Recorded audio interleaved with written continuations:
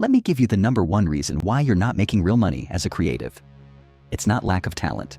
It's not bad clients. It's actually chaos in your schedule. Here's how to make money creating without selling your soul.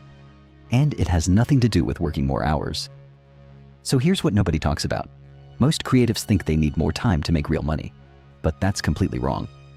You don't need more hours in the day. You need better hours. Think about it like this.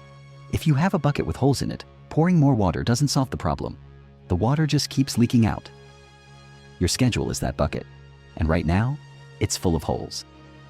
Every minute you spend switching between tasks, every hour lost to distractions, every day that ends with you feeling behind, those are the holes. But here's what changes everything. The most successful creatives don't work more than you. They work smarter. They know which tasks actually make money and which ones just keep them busy. Let me break this down for you. There are only 3 types of work in your creative business: money work, support work, and busy work. Money work is the stuff that directly brings in cash, creating for clients, pitching new projects, building your portfolio. Support work helps the money work happen, answering important emails, planning projects, learning new skills.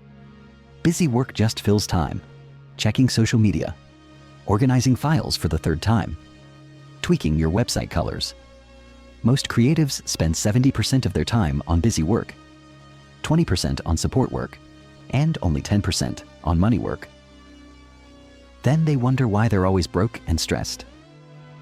But what if you flipped that? What if 70% of your time went to money work? Your income would explode, your stress would drop, your creativity would flow. Here's how you do it. First, you need to track where your time actually goes. Not where you think it goes, where it really goes. For 1 week, write down every 30-minute block, what you did, how it felt, whether it made money. This is painful, but necessary. You'll discover you're spending 2 hours a day on things that don't matter. That's 10 hours a week, 40 hours a month, 480 hours a year. That's 3 full months of work time wasted. Now here's the fix. You need what I call profit-driven routines. These are systems that automatically push you toward money work. Let me give you the framework. Every morning, before you check anything else, you do your big 3. These are the 3 most important money-making tasks for that day. No email, no social media, no busy work. Just the 3 things that move your business forward. This alone will double your productive output. But there's more. You need creative time blocks. These are protected hours where you do nothing but create. No interruptions, no distractions, no exceptions. Most creatives try to create in the gaps between everything else. That's backwards. You schedule everything else around your creative time, because that's where the money comes from. Here's another game changer. You batch similar tasks together. All your admin work happens in one block. All your client calls happen in another block. This stops the mental switching that kills your focus. Every time you switch tasks, your brain needs time to catch up. That's called switching cost. If you switch tasks 20 times a day, you lose about 2 hours to switching cost. Batching eliminates that waste. Now let's talk about the money side. Most creatives undercharge because they don't track their real costs. You think an hour of work costs an hour? But it doesn't. There's the time before the work, planning, preparing, communicating. There's the time after the work, revisions, delivery, follow-up. There's the time between work, marketing, admin, learning. When you add it all up, 1 billable hour actually costs you 3 real hours. So if you charge $50 an hour, you're really making about $17 an hour. That's why you feel broke even when you're busy. The solution is simple. Track everything. Price accordingly.